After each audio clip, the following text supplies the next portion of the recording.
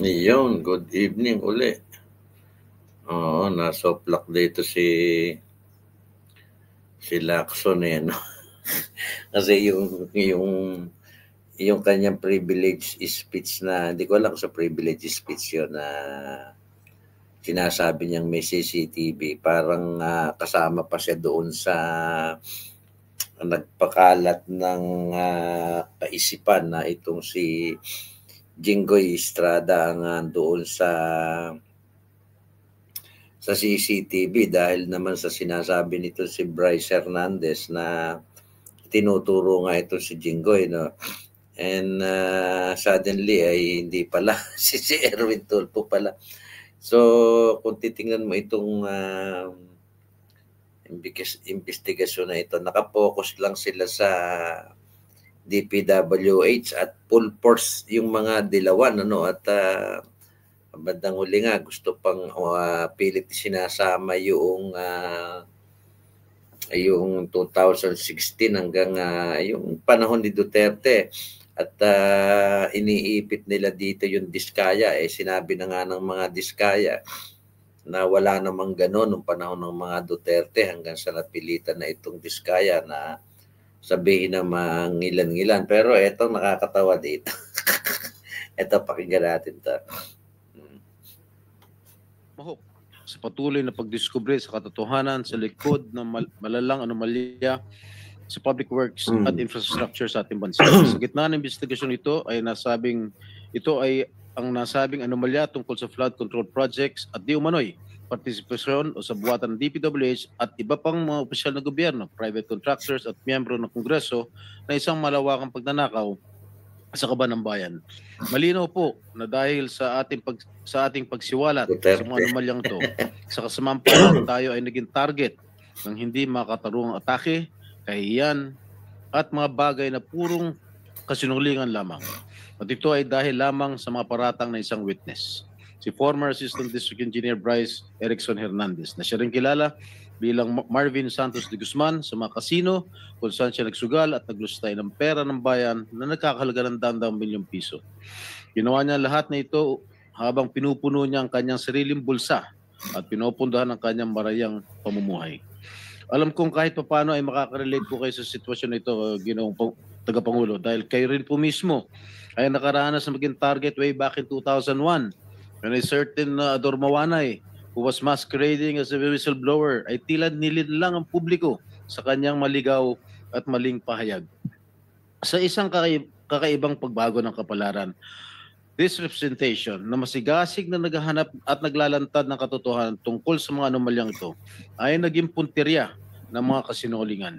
Ako po ay inaakusuhan ng isang taong nahaharap mismo sa mabibigat na aligasyon. Someone whose testimony is riddled with inconsistencies and denials which cast serious doubts about his credibility. Nandito ako ngayon para harapin ang nag-aakusa sa akin at hamunin siya na ulitin at patunayan sa harap nitong Blue Ribbon Committee at sa harapan ko lahat ng kasinungalingan ng binitawan niya under oath sa House TRICOM Committee hearing. Sa huling pagdinig ng Blue Ribbon na nangyari isang araw bago ang pagdinig ng TRICOM, I moved to cite him in contempt. This committee, finding him indeed to be lying under oath, ordered his detention. Nandito rin ako ngayon para ipakita sa lahat ng naniniwala sa kasinungalingan ni Bryce Hernandez na talagang walang katotohanan o basihan ng kanyang di umano'y takot na may balik sa Senado. I have been a member of this institution and I have participated in many controversial investigations for so many years. Gayunpaman, wala makapagsabi na ang Senado, sino man sa mga miyembro nito, past or present, ay pinahintulutan ng sino mang witness under its watch maging threatened, intimidated, influenced o di kaya exposed sa kahit anong pisikal na panganib. I will leave for now to the chairman and other members of this committee the task of probing deeper into the credibility of Bryce Hernandez, if he still has any. His accusations against this representation and Senator Joel Villanueva and other falsehoods he dared to spread under oath into the records of the House of Representatives, yet suspiciously withheld from this committee. I do this to give Bryce Hernandez all the leeway to hang himself with his chain of lies and so as not to burden this committee with my being among his or his handlers' targets.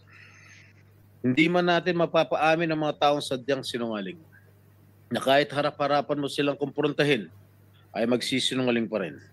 Naniniwala ako na mapapalabas din natin ang katotohanan. Ang katotohanan na nagkamal ng pondo mula sa kaban ng bayan, ang makatulad ni Bryce Hernandez na walang pakialam sa pagkakalugmok ng ating mga kababayan sa pinsalang dulot ng baha at kalamidad. Hindi ako matitinag ng mga kasinungalingan na naglalayong ilihis ang atensyon ng publiko mula sa katiwalaan bumabalot sa mga flood control projects. Buo ang aking loob na sa bandang huli, ang katotohanan ang mananaig at ang akusasyon laban sa akin ay malalantad bilang walang saysay na paninira. We're all seeking the truth, the exact accountability, and to safeguard the trust given to us by the Filipino people who elected us. They deserve and demand no less. Okay, I will proceed now with my questions, Mr. Chair. Tatanungin ko muna si Ms. Mina Elampar Jose.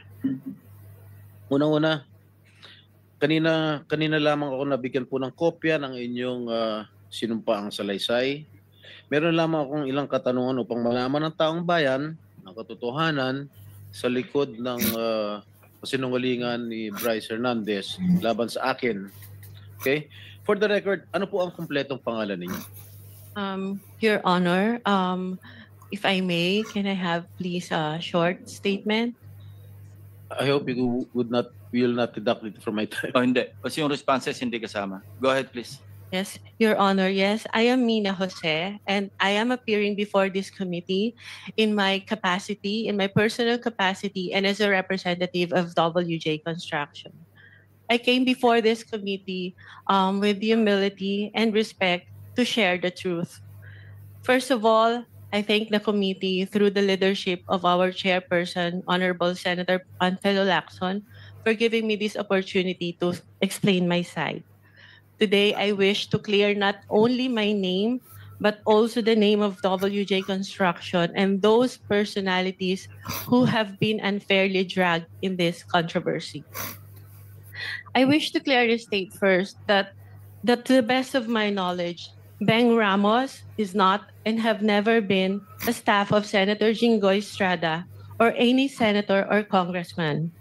I have known her only as a staff of the Blue Ribbon Committee, particularly the Broom. And as far as I know, Beng is a dedicated government employee who has never been involved in any controversy, especially in this anomalous flood control projects that Ade Bryce mentioned in the congressional hearings. And as for myself, I speak from the depth of my heart that I have never engaged in any illegal activity.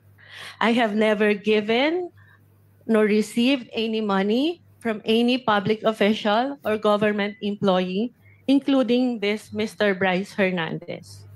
Thus, I strongly deny his accusations, the baseless and malicious accusations he threw against me and WJ Construction during the congressional hearing. WJ Construction, which my partner and I have devoted decades of honest work to build, has always stood on the strength of its good reputation. We have completed numerous private and government projects, no ghost projects, no substandards. Our clients can attest to the quality of the work and the integrity with which we conduct ourselves. Everything I know and all that I can share in this hearing, to the best of my knowledge, have been fully narrated in the affidavit that I have submitted to the committee. I am here today to affirm those truths, to defend my integrity, and to stand firm for the good name of WJ Construction, which represents not only my family's livelihood, but the honest labor of the many people who have worked for us. I'm sorry, Your Honor, so emotional. Thank you so much. Thank you, Ms. Mina. Itong affidavit dated September 17, ito ba'y malaya mong ginawa at walang nagpwersa o nananakot sa'yo para gawin ito? Wala po, Your Honor. Actually, I made the narrative myself and just asked my lawyer to please prepare it in a legal format. Okay. Kayo ba nangongontrata sa DPWH? Yes, Your Honor. Alright. Ang WJ Construction ay negosyo nyo. Tama po ba? Yes po. Kailan kayo nagsimula magnegosyo? Okay, Pumasok sa construction business. WJ Construction started po as sole proprietor when my husband was still single in 1998. And tuloy-tuloy lang po yung kanyang paggawa ng projects in both private and government projects. And in 2021 po, it transitioned into a one-person corporation. So, ano yung mga kontratang nakukuha nyo sa DPWH? Meron bang mga flood control projects? Meron po kami huling last ginawa na flood control in 2023 po. 2023? Yes Ano-ano po lugar? Sa Manila po. Sa Manila lang? Yes po. Okay. Ilan yung mga flood control projects ninyo? So far yun pa lang po. Isa lang? Yes po. Magkano halaga? 24 million po, Your Alright. Honor. Okay. Sabi po ni Senate President Pro Temp Senator Ping Lacson in one of his interviews mentioned that you were in the Senate premises on August 19. Tama po ba? I was there, Your Honor. You were Yes, here? Your Honor. Yes po, Your Honor. Ano po ginagawa niyo rito? I was invited to do an ocular of the supposed project po na dapat gagawin ko po sa office ng isa pong senator. Sino po? Uh, Pwede ba malaman? Your Honor, if I may, it was already stated in the affidavit po that I have submitted. And with due respect, sana po not to name na lang po the good senator because he's not really involved naman po in Yes, any I know. of this. I know that Senator, I vouch for his credibility and Opo. integrity also. So, yung ba ang unang pagkakataon mo na pumunta kay Rito Senado? Nagpupunta na po ako dito in the past, Your Honor. In the past? Opo. Ano ginagawa niya in the past dito? Matagal na po yon nung senator pa po yung ninong ko, si Joker Arroyo. Kasi po bumibisita po ako sa kanya and yung mga kaibigan ko po sa Broome. So, sino-sino yung mga pinupunta? Senator niyo? Jinggoy, in fairness to all the senators, not only those present here, I would suggest that Ms. Jose or Mrs. Jose should identify kung kaninong office siya nagpunta. Okay. Senator Erwin Tulfo po. Ano po naging sadya niyo sa office niya? Meron po kasing problem yung terrace ni Senator Erwin na binabaha po siya lalo po pag umuulan. So ako po yung na-refer na contractor nung staff niya na kung pwede po tingnan namin gawa ng solusyon and mag-suggest po kami sa kanya. Yes, Mr. Chair. With the permission of Senator Estrada, With the permission of his name Senator. has been mentioned. I think we owe it to him. No? Mr. Chair, the only time that I learned of the Todo. Galit agad si Erwin Tulfo pakinggan niya. Ba't ka naman magagalit Erwin Tulfo kung ala namang masamang sadya sa'yo. Masyado ka kasi defensive naniniwala naman kami na wala ka siguro ng ginagawa pa na kalokohan dyan sa pagiging senador mo. Ewan ko sa pagiging kongresista mo, bakit nagagalit ka? Pakinggan nyo ito. Talagang may pagkamayabang itong mga ito. May the double J. babaeng tao yung kausap niya.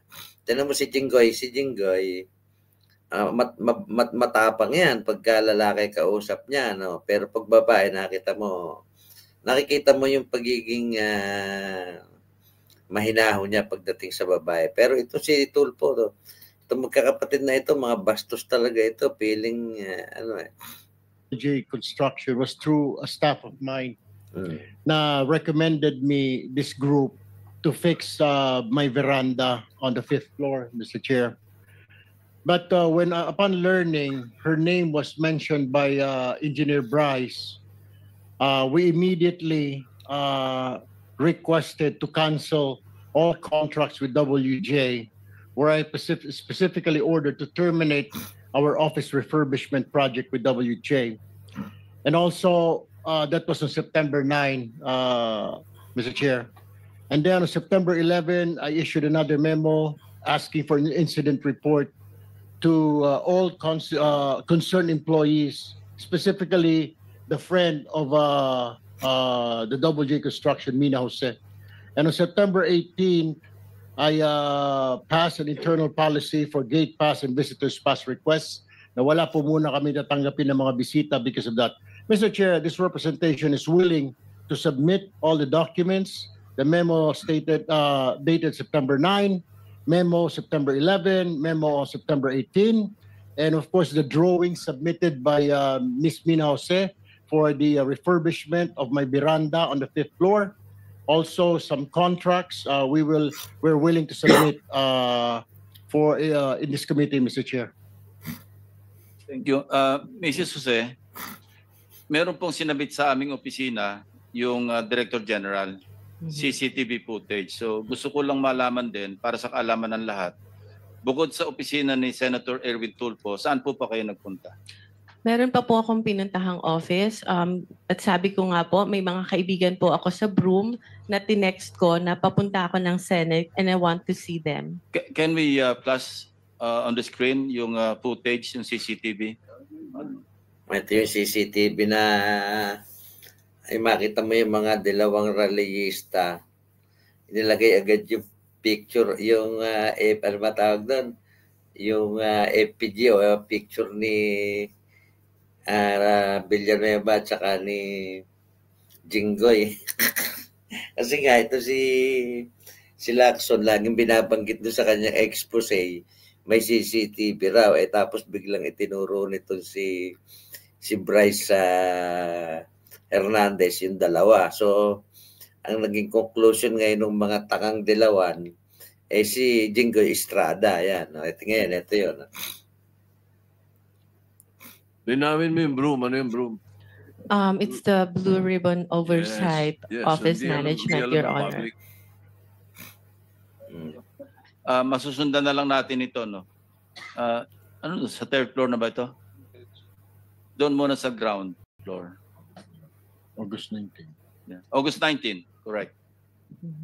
Sige po, habang tinitingnan nyo, kayo na yung magkwento kung ano yung flow ng events nung kayo dumalaw dito. Anong Okay, oras? so from the lobby po, nagsabi po ako na I have a permit to enter the Senate, and then tinanong po yung pangalan ko, hinanap po nila sa computer, and then nung na-confirm po nila, sabi nila, umakyat ka na sa second floor, dun ka mag-register. So pag akyat po, nakikita nyo po, meron pong separate na bag and body scanner where yung mga guests po dapat mag-pass through muna doon. After po noon, pupunta po sa logbook area, ilalag nyo po yung pangalan nyo, yung phone number nyo, taga saan kayo, and kung saang office kayo pupunta. And hitingnan po kami ng ID to verify kung kami po talaga yung nasa list. And that's what I did, Your Honors. Ito po, sa yan na yung pumunta kayo sa Broome, di ba? Yes Sige, po. sige, tuloy nyo lang. Yeah, so dahil nga po nakita ko na yung elevator is cramped and dalawa lang po yung para sa mga senators, isa lang po yung sa guests, and natatakot ako na pumasok sa cramped elevator because I don't have my mask, I took the stairs po. And dumaan po ako kay Beng, inuna ko po muna siya dahil sa totoo lang po, nakiusap po ako sa kanyang mag-prepare or mag-print ng sample proposal na i-attempt ko po sanang i-present kay Senator Erwin. So dumaan po ako doon briefly, nag-picture pa nga po kami, and I texted my other friend sa Broome who was at that time in the session hall to tell her na, hey, nandito na ako. So after po noon, umakyat na ako dahil nagagalit na po sa akin yung staff ni Senator, bakit daw po ang tagal ko. Sandali lang daw po si Senator para explain sa akin kung ano yung gusto niyang gawin. So umakyat na po ako sa office ni Senator Erwin Tulfo. Mr. Chair, may I also add that we'll be submitting a screenshot of the text message between my staff and Ms. Mina Jose. Where was she during that time? Dahil doon po sa text message, sinabi niya dumaan pa sa Broome. At meron din po akong letter sa staff ko asking her bakit dumaan sa Broome. Parang ginamit po yung aming opisina na makapasyal siya sa Broome wala naman po sa agenda. Hindi rin po niya minensyon na may kilala po siya dito sa Senate, dyan sa Broome, sa Blue Ribbon. So, in other words, Mr. Chair, para nagamit po yung opisina ko para dumaan po siya sa Broome. Sobra naman. Kadumi ng isip mo. May kaibigan nga doon eh. Wala namang mali siya yung pagpunta niya ron at in good faith naman yung pagpunta sa opisina mo dahil may transaksyon nga. So, dahil wala naman siyang daladalang talagang mali siya sa katawan o anumang kung illegal ba o ano, dinaanan niya yung kaibigan niya. Bakit mo minamasama? Masyado kang defensive. But anyway, mabalik tayo dito. Yan yung sinasabi ko na pinaputok nila ng pinaputok yung CCTV. Siyempre, yung mga tao ang iniisip si Jinggoy Estrada. Kaya galit na galit si Senator Estrada. At saka ang sa akin lang kasi yung pinanood ko yung hearing, nagtataka naman ako dito sa mga ito. Pinagtutulong-tulungan nila yung mga DPWH. Alam naman natin at paulit-ulit na lang na tinatanong nyo yung mga DPWH, maliwanag naman na yan ay mga guilty. So, ang inaantay namin, pagsalitain nyo kung sino yung kasabwat nilang mga kongresista. Pero hindi nyo ginagawa. Yun na, gusto nyo putulin yung korupsyon hanggang dyan lang sa DPWH, hindi kami papayag yan. Kasi hindi mahihinto ang korupsyon. Sabi ko nga, apat yan Contractor, DPWH, kongresista, at saka itong sila Romualdez. Ang nangyayari, nagpo-focus kayo sa contractor at sa DPWH, parang ayaw nyong paabutin doon sa mga kongresista na yun naman talaga ang para mapahinto niya ang korupsyon sa bansa natin. Magsisimula yan sa mga politiko. Kasi yung mga politiko, ginagamit nila yung pagiging impluwensya nila, yung kanilang para makurap itong mga DPWH at sa mga contractor. Kasi kung maipapakulong niyo yung mga DPWH na yan, mga contractor na yan, at hindi nyo maipapakulong itong mga kongresista na ito, at maiiwan yung mga kongresista, edi papalitan lang yan. Parang si lang yan. Parang si Bongbong Marcos, si Romualdez, at saka si Boji D. Dahil si Romualdez ay napagbibintangan dito sa korupsyon, tinanggal lang siya. At pinalit uli, ito si Boji, pinalitan lang ng kakampi nila na si Boji. Pero nandyan pa rin si Bongbong Marcos na responsable sa mga nakawan na yan. Imposibleng hindi niya alam yan. Sinasabi ko dito, you have to, doon sa pinakapuno. Para ka sabi ko nga, nagpuputol ka ng talahib, kahit putulin mo ng putulin yung talahib, pag hindi mo binunot yung ugat, pag ulan yan, tutubo uli yan. Iba nga, sinisigan pa nga yung talahib Kaya lang, pag umulan na, tutubo uli yan kasi nandun pa, embedded pa rin yung ugat. Parang gusto nyo lang gawin dito, tabasin lang ng tabasin yung dahon ng talahib at iwanan nyo yung talahib. Mas mabuti pa nga yung investigasyon ni Senator Marcoleta, dire-diretso siya. Talagang gumagawa siya ang kinakausap niya, yung makakapagturo doon sa mga kongresista na nagawa naman ni Senator Marcoleta. Sa pangalawang hearing pa lang, nakita nyo, naglabasan na yung mga pangalan ng kongresista. Bakit hindi nyo itinuloy? Bakit hindi nyo tinanong kung sino yung, hindi nyo tinanong si Diskaya, sino ba yung sinasabi mo, ano ba yung koneksyon? Wala wala kayong binabanggit na gano'n ang ginagawa nyo. Iniipit nyo itong si Diskaya. Alam naman namin na itong si Diskaya ay kasama sa korupsyon, sa pagnanakaw. Ang sinasabi namin dito, hayaan nyo magsalita si Diskaya kung sino yung kasabot niyang mga politiko. Kasi alam naman natin may kasabot na politiko. Bakit hindi nyo hayaang magsalita yung mga Diskaya na sa tingin ko at alam nyo naman na hindi naman magsasalita yan. Kung walang ang ginagawa nyo kasi sa mga Diskaya, tinatakot nyo hanggang ngayon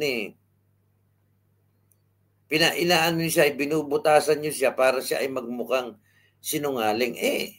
Kayo ba sa buhay niyo, hindi ba kayo nagsinungaling? Iba kasi yung pagsisinungaling doon sa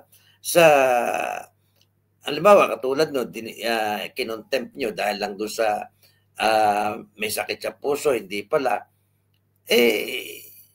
Hindi nyo malang tinanong kung ano ba yung sinasabi mo, meron ka bang ebidensya dyan. Yun sana yung ginagawa nyo. Hanapan nyo siya ng ebidensya doon sa mga itinuturo niya ng mga kongresista. Hindi, babalik, iniipit nyo yung paulit-ulit kayo doon sa mga DPWH. Ipagkukontempt nyo yung mga yan.